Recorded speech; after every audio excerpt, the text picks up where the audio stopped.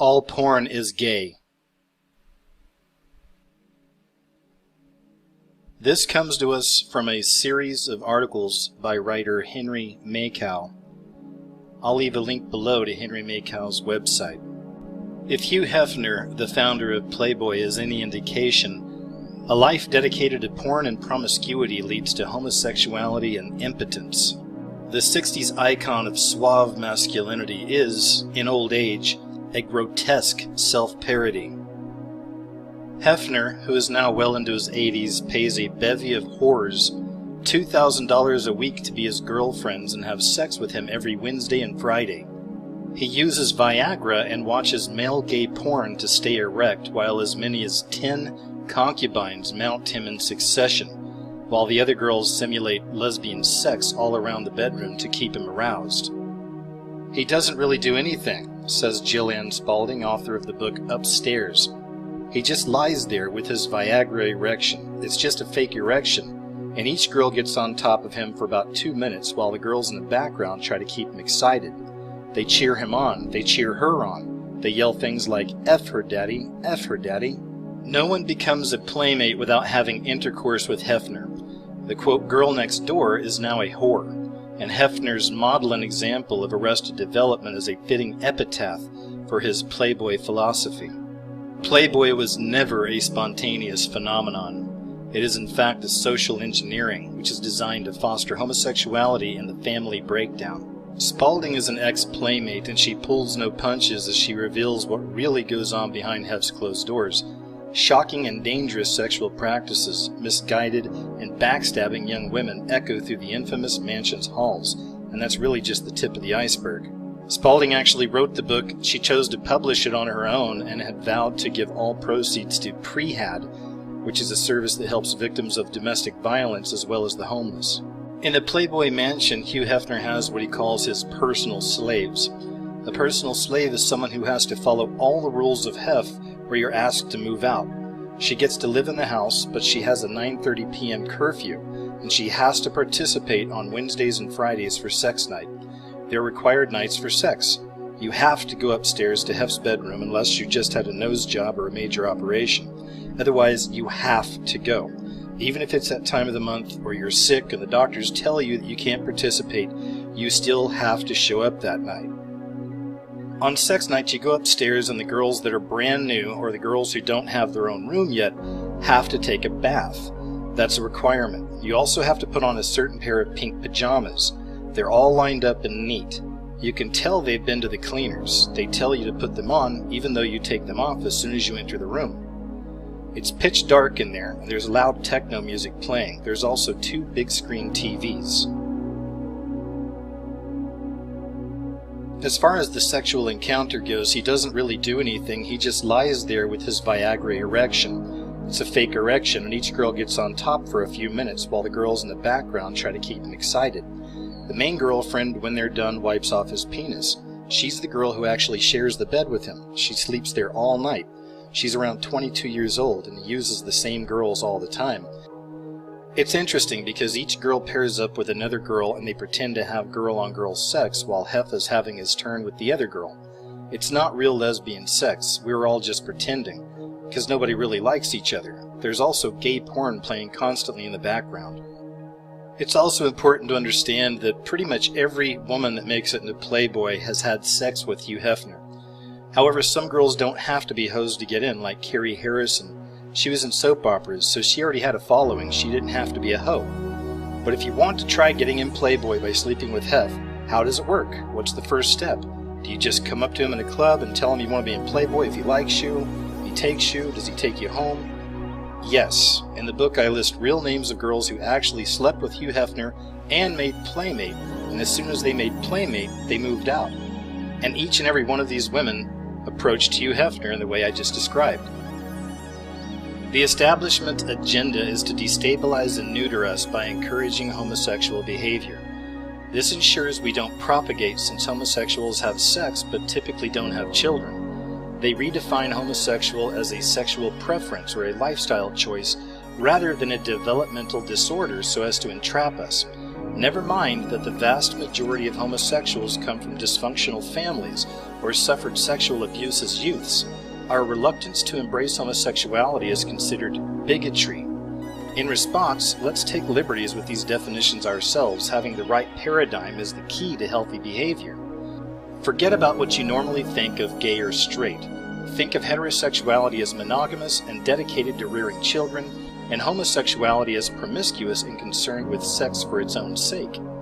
Heterosexuality involves bonding permanently with a member of the opposite sex for love and usually procreation. It is participating in the natural cycle of life, in the intrinsic meaning of life. Personal and societal health depend on heterosexuality. Homosexuality is a form of arrested development caused by an inability to form a heterosexual bond. As a result, homosexuals compensate using sex as a surrogate for love.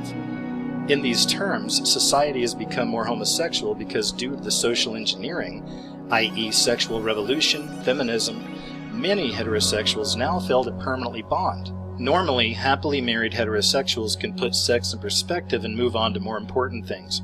A perceptive reader recently wrote to me, "If heterosexual sex outside of marriage is acceptable, if we eliminate the procreative aspect from sex, are heterosexuals any different from homosexuals in regards to the sexual activity?"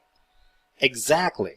I know these definitions are not politically correct. PC, of course, is propaganda, social engineering, and mind control. PC is actually an old Communist Party term. I do not disparage gays. According to my definitions, the vast majority of homosexuals are really heterosexuals like Hugh Hefner, and a small minority of homosexuals are monogamous and partake in some heterosexual values. The Illuminati bankers needed to introduce, quote, world government to translate their unjust monopoly over credit into total world control. They realized that they couldn't take control until they destroyed the family. This was a main plank of the Communist Manifesto in 1848, along with the creation of a private central bank. Every major revolution in modern history has increased Illuminati banker control, and the sexual revolution is no exception. The Illuminati used Hugh Hefner's Playboy to divorce sex from love, marriage, and family.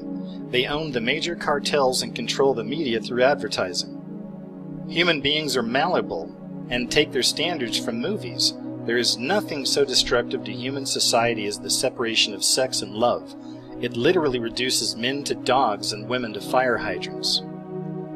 The Illuminati wishes to harness sex in the interests of hate. Love is the enemy of hate and must be destroyed.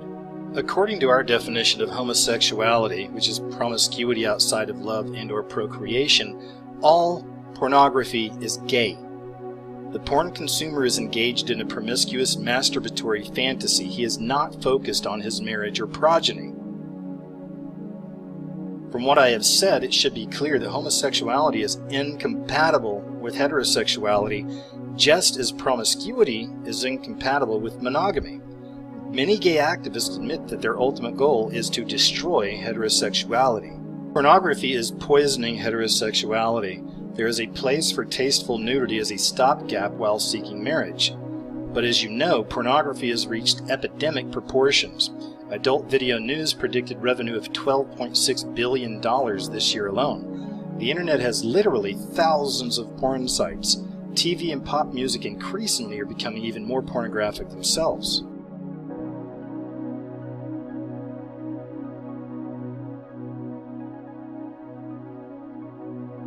Pornography warps the way a man sees all women and girls. Many sites include girls as young as 14. I hate to burst the bubble on a billion-dollar industry, but young, naked women are practically identical.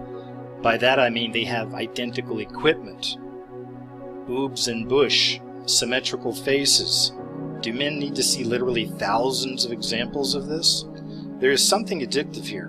Why don't men get sick of it? Why don't they suffer from gynecologists' fatigue? The plethora of breasts and splayed legs takes the wonder out of sex and causes contempt for women and impotence. Maybe this is the point. Maybe new drugs will keep people running on empty. Sexual attraction is mostly a function of a woman's fertility. Women are designed to marry and procreate when they are young and most attractive. Marriage ensured that men would have to commit if they wanted sex. By undermining marriage, occult social engineers have turned a critical social and reproductive activity into a lifetime obsession. Better to divert, degrade, and control the masses. We were not prepared for the attack on our humanity by sexual liberation and porn. We didn't know our leadership had been subverted by the Illuminati. Marriage and family are the essential building blocks of society. Family ensures that each new generation is properly nurtured and prepared for life. Most people receive values, purpose, identity, and love from their family roles. Heterosexuality provides life with profound meaning. There is no greater potential for love than marriage and parenthood. Raising a child is the supreme act of devotion and faith in God and is practiced and tested every day. Homosexual social engineering is gradually destroying these sources of happiness and health, both personal and societal. In normal heterosexuality, sex is reserved for the courtship and procreation stage.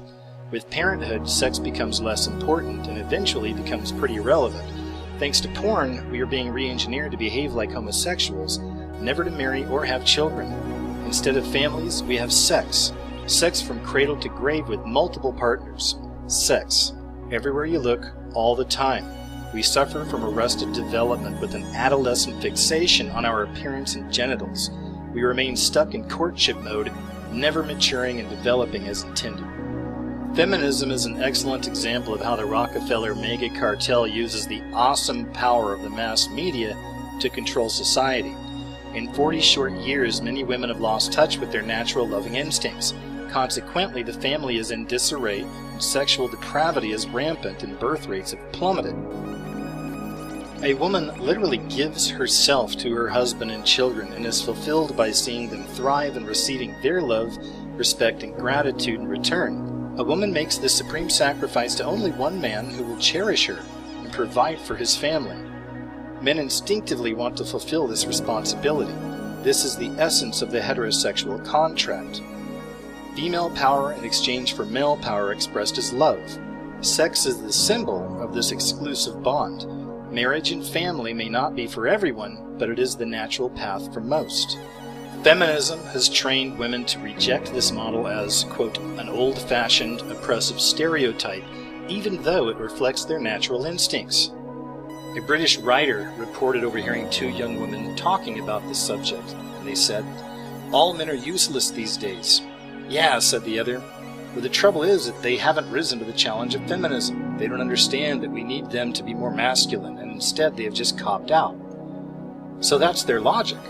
If women are less feminine, men will be more masculine? Men aren't designed to fight with women. They need to be affirmed by a woman's acquiescence and faith.